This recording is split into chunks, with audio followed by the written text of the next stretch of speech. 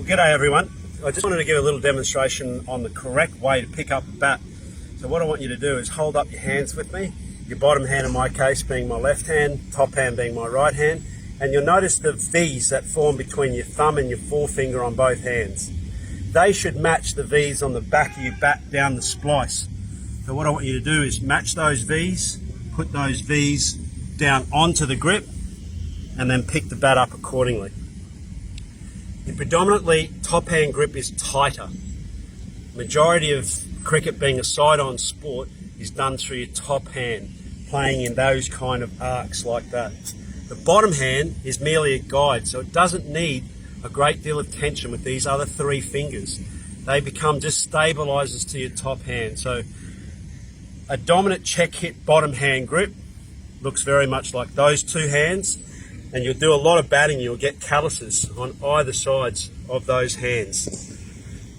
When it comes to the bat and the shape of the bat, I used to have 9 grains going down my bat.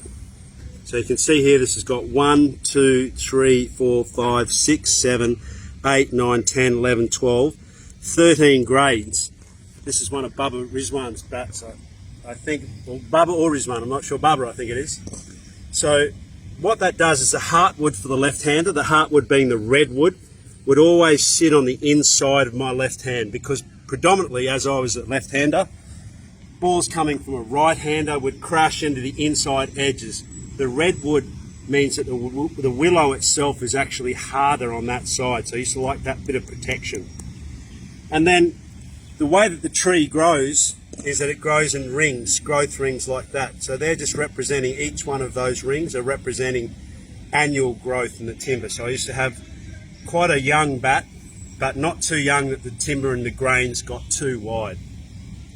Weight, as you can see in the distribution, is going up towards the splice of the bat. It's a little bit more thickness through this bottom edge, and you'll also notice that these edges are very flat. Not much of a camber in the face of the cricket bat. They've got flat faces, and that's so you can put a lot more weight in the back end of the bat.